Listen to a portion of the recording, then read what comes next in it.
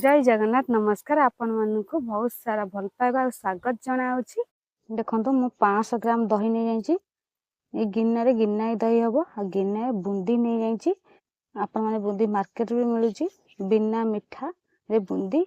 चलतु आम बना प्रथम कौन करवा दहीटा को एकदम भल कि फेंटी दबा एकदम खंड माने खंड खंड अच्छी ना से जिनटा प्लेन हो फेंटी दे सारापर देखो ये गोला हो गला। आम प्रथम चल कड़े बसई देजी आम प्रथम आग टे तड़का बंदा तड़का ठंडा हवा दबा तेल पकईदबा 2 चामच तेल आम जी बनिया से अनुसार अल्प टे तेल पकईदबा आ तेल टे गरम हवा दबा तेल टे गरम हो गलानी आम शुक्ला लंका 4टा पकईबा लंका हो गलानी आम से 5 फुटन पकईबा जेहेतु फुटीगला फुटण आम से काश्मीरी लंका गुंड अध चामच पकईदबा तेल पकईदबा तापर आम भूषण पत्र पकईदबा करवा जेतु भूषण पत्र सब हो गलानी आम कौन कर तर ओल्लई दबा आ ठंडा हम तो ठंडा हो सारे जा पकईबा।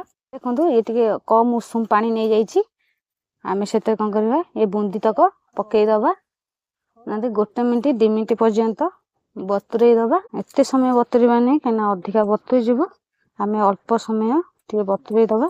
देखो ये हो गला 2 मिनिट आम एमती छणा साहाଯ୍य छाणीदबा। ये छोट साइज बूंदी मुझे देखो पानी पक के फुलीगला एमती छाणिकी गोटे पात्र को सबुतक आम नहीं जावा। देखो गोला हो जाए खदड़े अंश नहीं आम टे पानी देदबा माने अध गोटे गिना जेहतु दही नहीं अध गिना टे पानी देदबा पानी देकि आम कौन कर भल कर गोली दबा। देखो केते सुंदर भाव गोली हो जाए एत बहलिया करना ना एत पतला करवा नहीं आपण मैंने चाहिए भी पतला भी करपारती आ बहलिया भी करपारती किंतु मुझे मध्यम धरण बनैबी।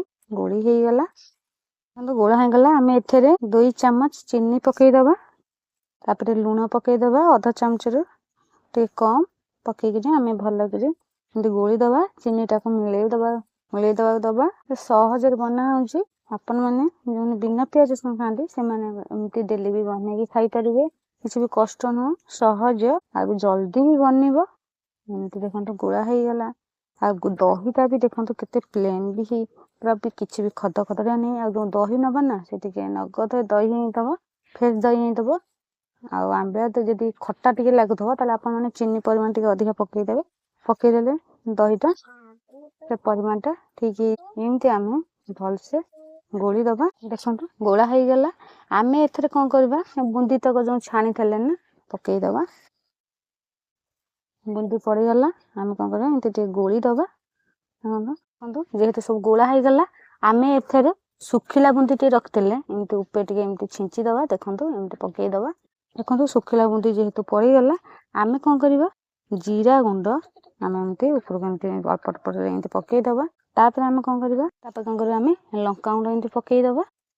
देखो पड़गला आपड़ी राग न खाया चाहते न पकेले भी चलो आम अल्प टे पकई देच तापर मुझे तड़काटा बनई ना तड़काटा एथरे पकईदबा। आपण मैंने तड़का कर कहीं तड़काटा कहीं ठंडा ये दहीटा फाटीज जब उषुम उषुम पकया ना दहीटा फाटीज पानी फाटीज दहीटा टे बहलिया हेनी से आम ठंडा करके तड़का जो बनई थे या आम शाग चार पकईदबा।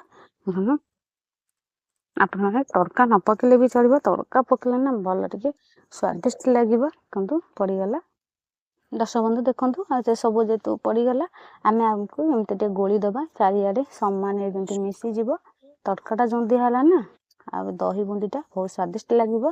आपण मैंने दही रायता भी कहींपारे आ दही बूंदी भी कहींपारे। देखो ये जो बूंदी पड़ला ना केमती पूरा फुली गलानी आ केते देखो एमती आम बहलिया बहलिया कर बनइबा आम एमती गोली दबा प्रथम दही बूंदी की सामान जो तड़काटा दिहला ना सामान भाव सबुआडे मिसीज से आम भलसे एमती गोली दबा। आ जो मैंने नुआ देखुं सब्सक्राइब करना जिते जल्दी गोटे सब्सक्राइब कर दिंतु। मोर रेसिपी आपमती लगला गोटे कमेंट मध्यम जनइबे। आपण मानक भल पाइबा आशीर्वाद रही मुझे आपण नुआ नुआ रेसिपी नहीं आसबि। बर्तमान रहुची जय जगन्नाथ नमस्कार धन्यवाद।